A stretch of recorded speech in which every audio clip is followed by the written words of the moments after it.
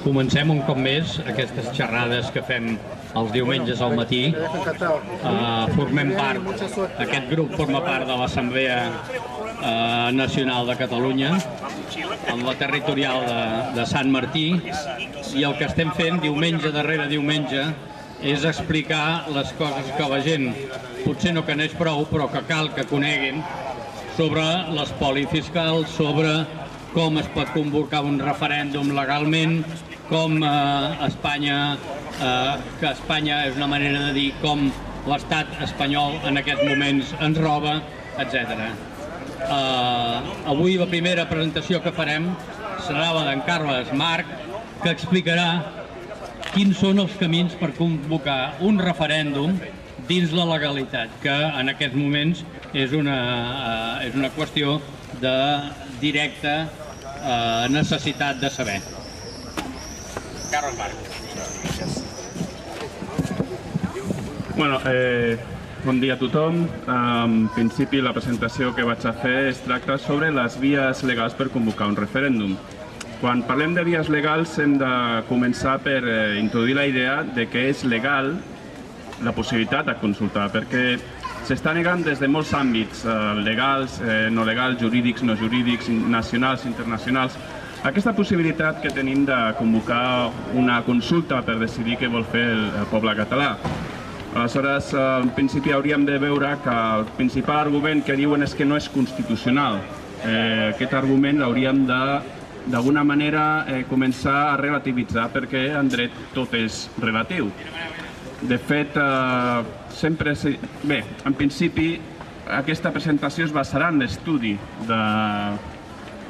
del president de l'Institut d'Estudis Autonòmics i que ara serà president del Consell de Transició Nacional, el Carles Viver Pisunyer. Aquest senyor va ser vicepresident del Tribunal Constitucional, amb la qual això ens dona una certa autoritat per donar per bo els seus arguments.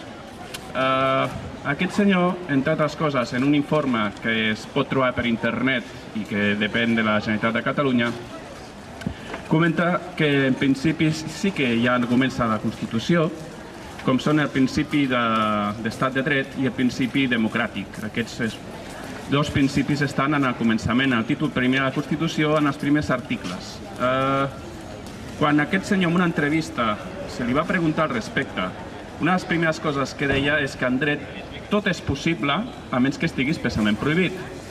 I efectivament, si un mira la Constitució i mira tota la normativa, veu que no està prohibit. Però és que a més de no estar prohibit, és possible. Amb la Constitució en mà, el principi d'estat de dret te diu que allò que facis amb les lleis ha d'estar d'acord amb el que està previst i d'acord amb la interpretació que fa la dogmàtica jurídica. El principi democràtic te diu que l'aplicació de les lleis i la interpretació jurídica ha d'estar fet de manera que faci possible el principi de participació política que preveu l'article 23 de la Constitució. Aleshores, obrint una mica més l'espai legal, podríem mirar cap a les normes internacionals. I és que fins i tot la Constitució, en l'article 96, preveu la inclusió dels tractats internacionals com a font de dret intern. El principal, com si diguéssim, la principal font de dret internacional seria la Declaració de les Nacions Unides. En el seu article 1 parla del dret d'autodeterminació dels pobles. Això, com si ja no fos prou rotund, que es va establir l'any 45, ha tingut una concreció en dos pactes de drets civils, polítics i de participació a l'any 66. Aquests pactes han estat ratificats en l'any 76 i, per tant, són vigents i entren en vigor. I, a través de l'article 96 de la Constitució espanyola, serien vigents aquí mateix. Per tant, no es pot dir que el dret d'autodeterminació no és constitucional perquè està incorporat a través dels tractats internacionals. Però una mica més enllà, vull dir, els drets de la Declaració de Nacions Unides es preveu que no poden ser interpretats restrictivament. Ja és un principi normal de l'aplicació dels drets, però en tema de Declaració de Nacions Unides encara és més reforçat aquest principi. Si anéssim una mica més enllà, podríem mirar que la Constitució preveu, a part de la incorporació d'això, preveu les vies. Preveu les vies, per exemple, a través de dos vies, com si diguéssim, pròpiament de l'estat espanyol i dues que poden ser possibles a través de la normativa catalana. Una d'elles s'està implementant ara mateix. A través de la Constitució espanyola, el que seria, s'ha arribat a dir com la via Rubio-Llorente, seria la incorporació en el referèndum, la convocatòria oficial de referèndum a petició del president espanyol, que està en l'article 92 de la Constitució, que preveu la consideració per part del poble espanyol d'aquelles decisions que ens considerin d'interès fonamental i general i de prou rellevància per ser sotmesa a la seva aprovació. Es podrà dir, entre altres coses, que això hauria de ser, per exemple, sotmès a l'aprovació de tot el poble. Carles Viver Pissunyer, en el seu article, que es pot trobar a internet, te diu que quan es sotmet a l'aprovació del poble no es vol dir que sigui necessàriament tot el poble espanyol. Però arribat al cas de que algú pogués entendre aquesta interpretació, es podria dir, per exemple, que la mateixa Constitució espanyola preveu en unes disposicions addicionals que alguns territoris de Navarra puguin, a través d'un referèndum expressament i només dirigit a ells, incorporar-se a la comunitat autònoma basca. Això, que no es diu gaire, està previst a la Constitució. Com de la mateixa manera està previst que alguns territoris de Castella i Lleó, cosa que ha estat desenvolupada l'any 2007, es poguessin incorporar a una altra comunitat autònoma veïna. Això no es diu, però és possible. De la mateixa manera, la Constitució es preveu la convocatòria de referèndums municipals, amb la qual un dels principis d'interpretació de dret, quan un estudiant de la facultat te diuen quien puede lo menos, puede lo más. Perdó, al revés, quien puede lo más, puede lo menos. Per tant, si es preveu la interpretació, o sigui, la convocatòria de referèndums de participació estatal i de referèndums d'àmbit local i fins i tot d'alguns referèndums d'àmbit autonòmic concrets, per què no hauria de ser possible la convocatòria de referèndums a Catalunya? Aleshores, la segona via de cara a la Constitució, com si diguéssim, de dret intern espanyol, és, bé, si no estem d'acord amb aquesta possibilitat directa de referèndum, què podríem fer? Bé, podríem reformar-ho, podríem reformar la Constitució espanyola. Aleshores, si ho veieu, per exemple, veureu que l'article 168 es parla de les vies de reformar la Constitució espanyola. I bàsicament la paraula és majoria reforçada. Són 2/3. S'hauria d'aprovar per 2/3 al Congrés i al Senat la convocatòria, el canvi que es volguessi formar, sempre quan estem parlant d'una reforma reforçada.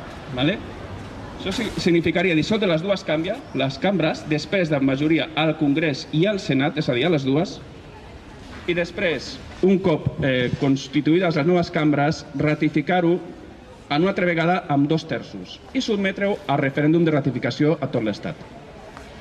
I aleshores ens diríem, realment creieu que amb una reforma constitucional reforçada seria possible?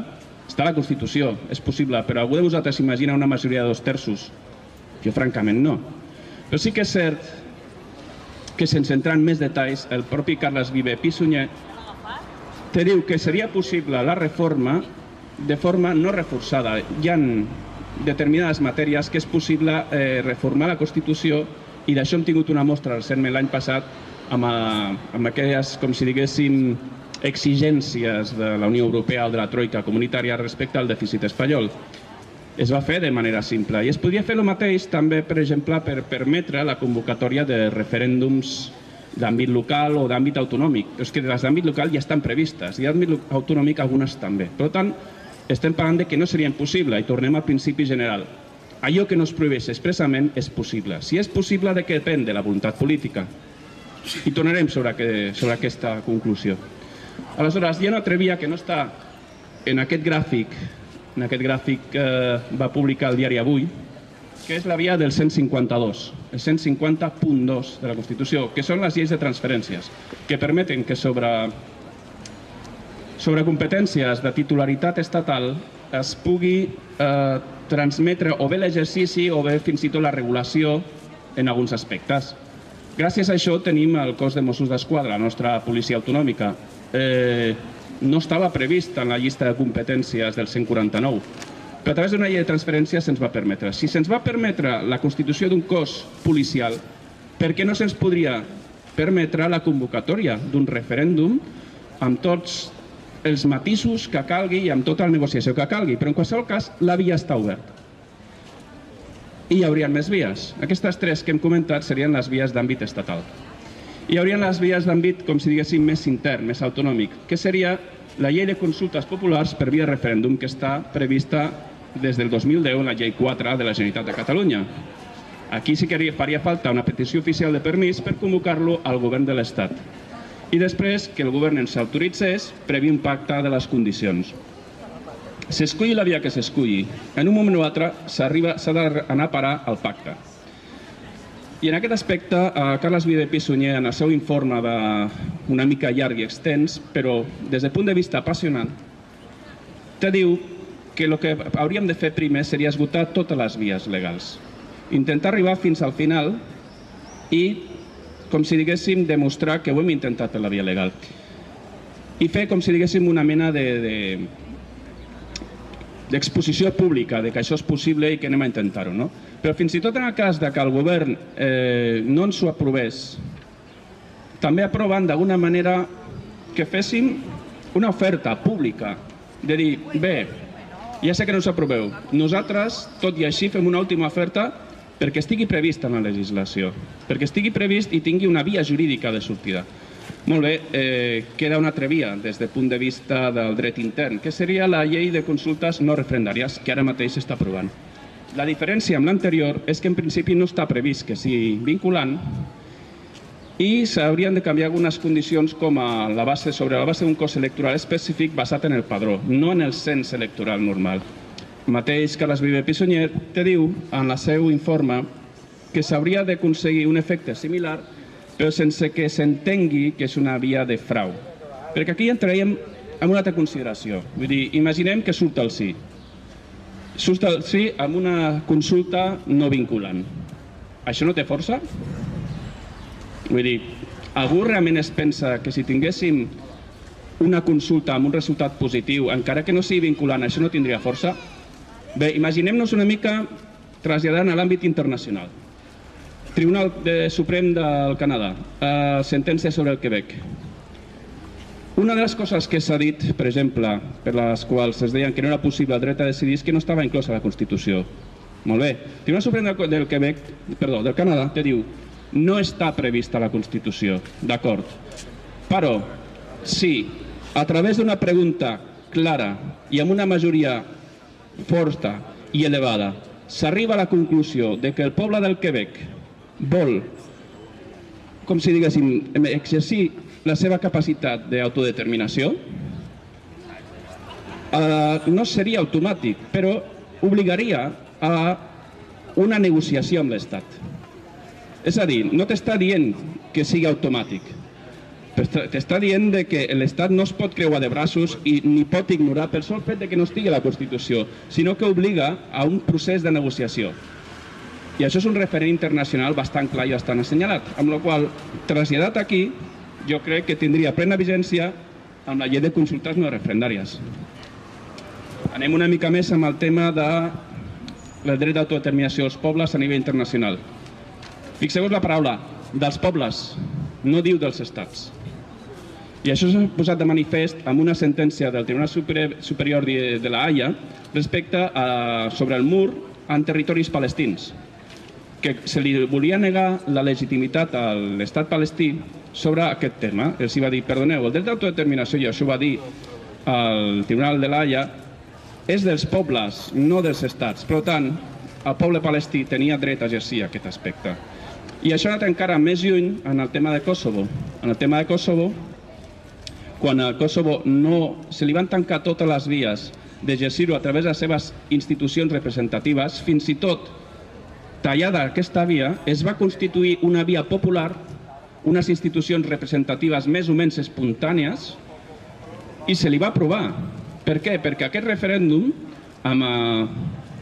va aconseguir que amb un 50% de participació i un 55% de validesa de vot afirmatiu, això fos suficient. I això és un tema de plena actualitat, quan ara mateix la vicepresidenta de la Generalitat estava parlant sobre la possibilitat d'un quòrum reforçat.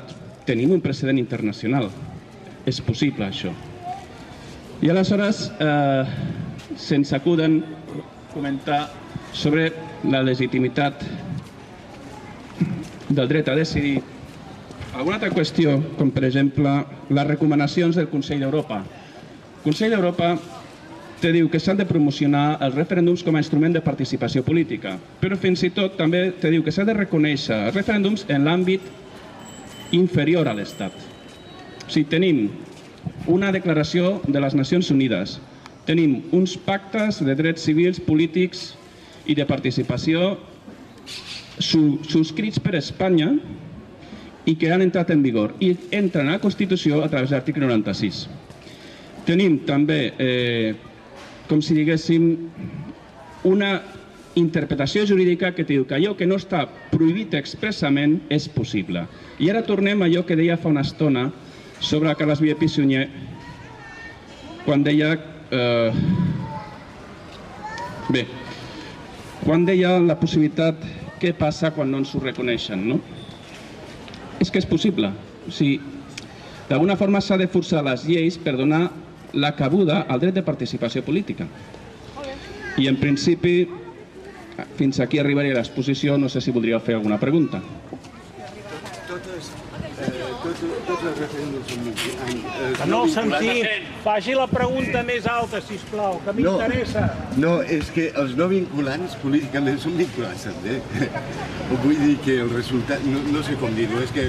Sí, aviam, els no vinculants d'alguna forma expressen igualment, i això és el que em referia, expressen igualment una voluntat d'un poble al qual se li ha de donar sortida jurídica. I de fet, el Carles Viver i Sunyer te diu, tinguem en compte que el dret el que acaba fent és regular una realitat. I una de les vies possibles, quan s'han exhaurit totes les vies legals, són les vies de fet juridificades posteriorment. És a dir, que el dret va darrere la realitat i no a l'inrevés. O sigui, algú s'imagina que el poble jueu només va existir quan Moisès va baixar del Mont Sinai amb les 10 tables dels manaments? No.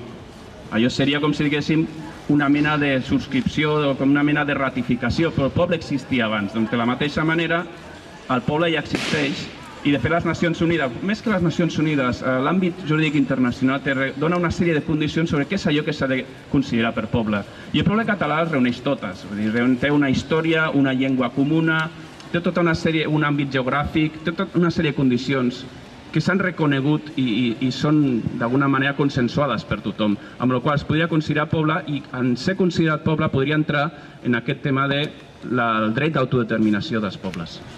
Alguna altra pregunta? Jo et voldria preguntar, en cas de que ja, o sigui, no ens prohibissin totalment, no ens deixessin de cap manera, hi ha alguna alternativa? Vull dir, per la consulta, hi ha alguna alternativa més? Sí. Aviam, en el mateix informe de Carles Viver i Sunyer i de l'Institut d'Estudis Autonòmics te parla de les eleccions plebiscitàries, que és una de les coses que està sonant, tothom està més o menys parlant ara mateix. Introdueix també una altra via, que seria les consultes no oficials. Em sembla que tothom més o menys està al corrent del tema de l'Associació de Municipis per a la Independència i la possibilitat que tots els municipis en massa, d'alguna manera, diguessin, doncs anem a constituir una consulta i si es compleixen una sèrie de requisits, donem-li validesa a això. Però fins i tot parla d'altres vies alternatives de convocar referèndums o consultes a través d'una declaració unilateral d'independència i dins del marc del dret internacional.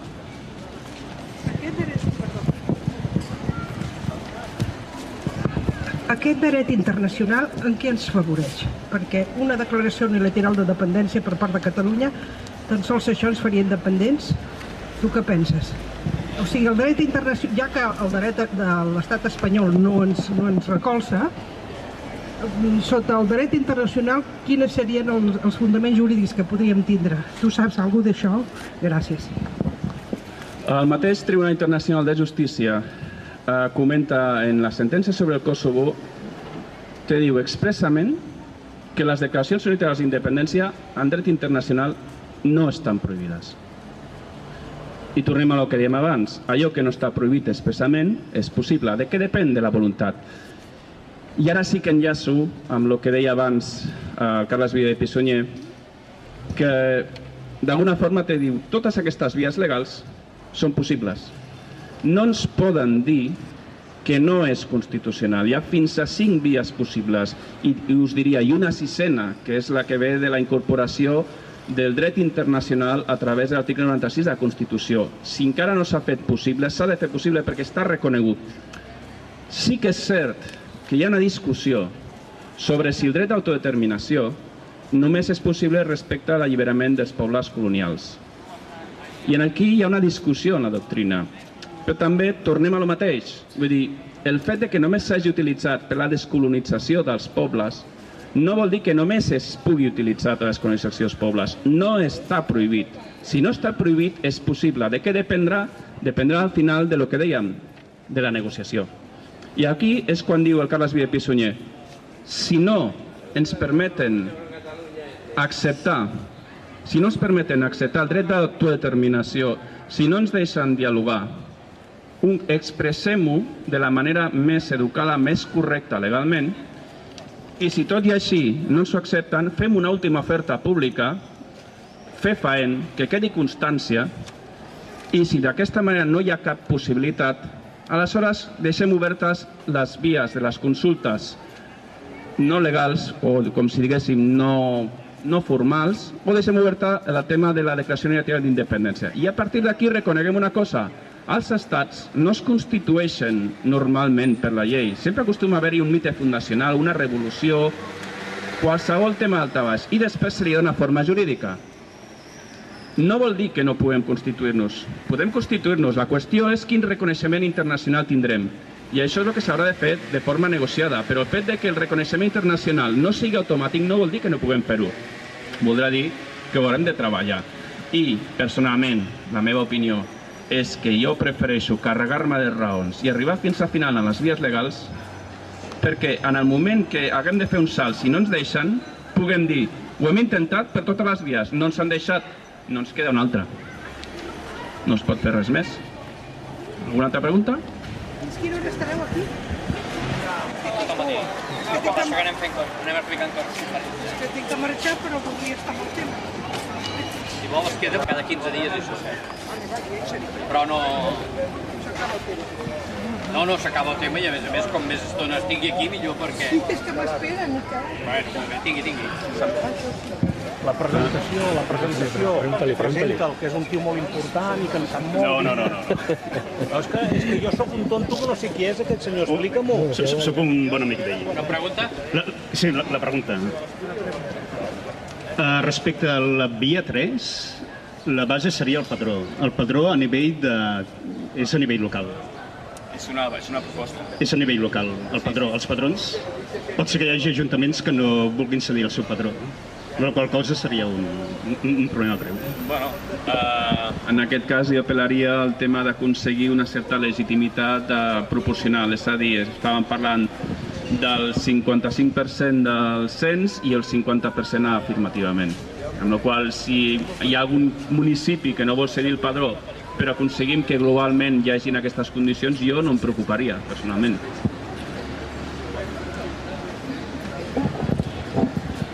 I l'altra qüestió, la via de referèndum,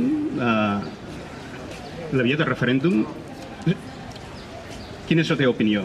Què és preferible, un referèndum a nivell de tot l'estat espanyol, en què es pugui visualitzar uns resultats de Catalunya i uns resultats de cada una de les autonomies, i es pugui visualitzar, si fos així, que Catalunya està a favor de la independència, i les altres autonomies, o la resta d'Espanya, està en contra, es visualitzaria aquest contrast. O la via tercera, fer una consulta aquí, no vinculant jurídicament. Personalment, la meva preferència seria el referèndum. A nivell de totes. A nivell, bueno, per mi no és un problema, perquè si us fixeu en el gràfic, al final, en molts dels casos, s'acaba arribant a l'obertura de negociacions. Per què? Perquè una de les coses que deixa molt clares el Carles Via de Pissunyer, te diuen, és que la consulta és inconstitucional perquè no hi ha dret a decidir i no és assumpte vostre. No, perdoneu. Per canviar la Constitució, és a dir, perquè Catalunya s'independitzés, s'hauria de canviar la Constitució. I, efectivament, tenen raó. No ens podem independitzar, jurídicament, amb el marc actual, no ens podem independitzar segons la Constitució.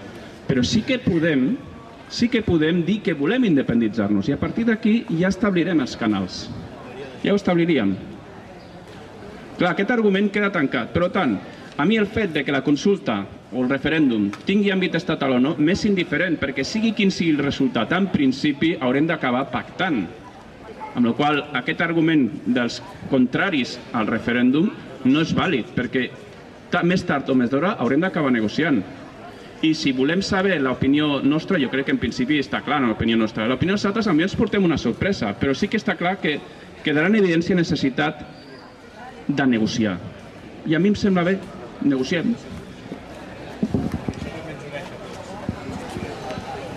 Tinc entès que en el segle, des de fa 100 anys o 110 anys, hi ha hagut moltes incorporacions, molts països que han declarat unilateralment la independència. Això és així, això a nivell d'Europa, Sí, efectivament. Aviam, qualsevol de nosaltres que ja tingui una certa edat sabrà que els mapes polítics actuals no són els que vam estudiar nosaltres quan érem petits. I no s'ha acabat el món, no ha passat res. Clar, moltes vegades es parla del tema de conveniència política o conveniència econòmica. Molta gent diu, hòsties, què passaria si Catalunya s'independitza? Amb Catalunya si s'independitza d'Espanya. Jo faria la pregunta al revés. Què passaria amb Espanya si Catalunya s'independitza? En qualsevol cas, que hi ha països que s'han independitzat? Sí, molts. Vull dir, per exemple, sense anar molt lluny, Noruega es va independitzar de Suècia farà poc menys de 100 anys. I no ha passat res. No ha passat res, vull dir, que ni boicots ni històries d'aquestes. Vull dir, tenen una cultura més o menys comunes, tenen unes especificitats i són bons veïns i tenen relacions comercials i no passa res. Hay una cosa y es que el artículo 96, como tú has dicho, de la Constitución española, diu que els tractats internacionals reconeguts per el govern espanyol formen part de l'ordenament interior, com tu has assenyalat.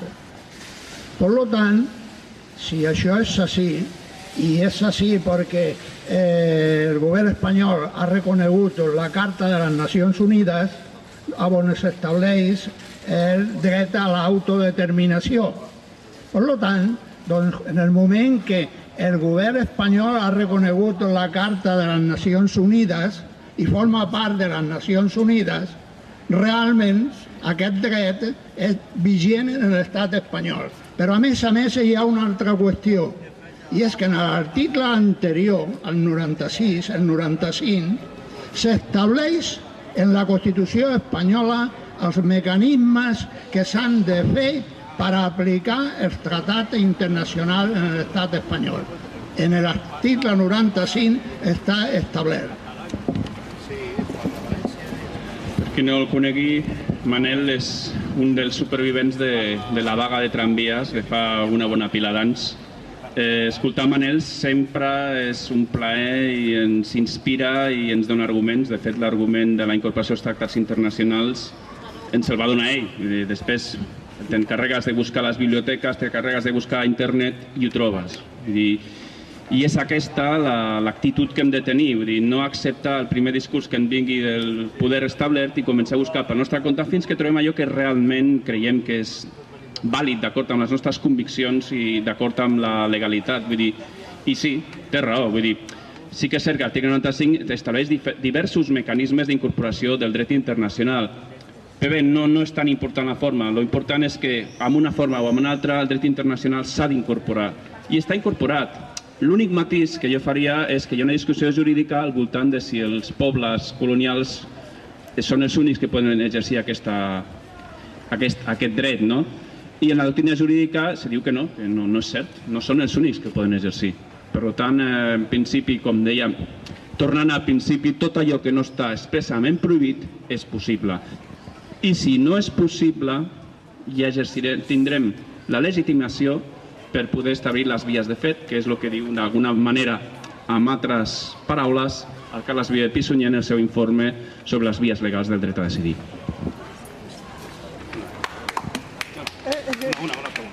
Gràcies. Una pregunta sobre el dret dels pobles a l'autodeterminació. Jo crec que no ha d'haver-hi massa problema que internacionalment es consideri Catalunya com un poble. La pregunta és, el concepte poble està objectivat?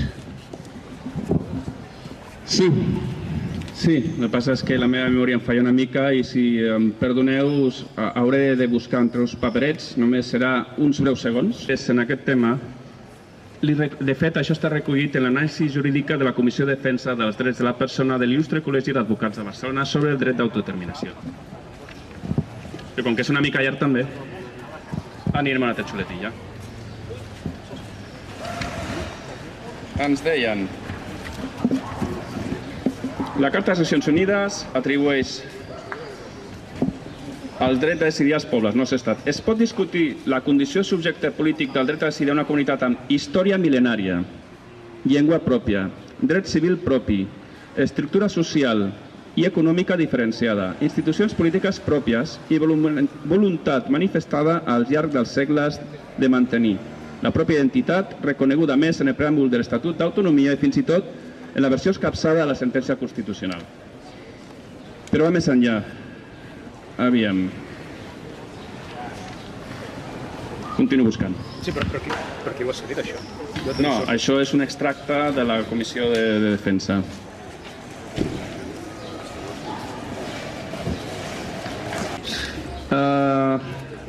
Diria que és la Convenció de Montevideo sobre drets i deures dels estats, aprovada el 26 de desembre del 33, ja que reuniria els criteris mínims de població permanent, territori determinat i autoritat política pròpia que defineixen un estat. Aquesta seria la resposta a la teva pregunta. Bueno, creiem que hem de ser conscients de que tenim dret a decidir.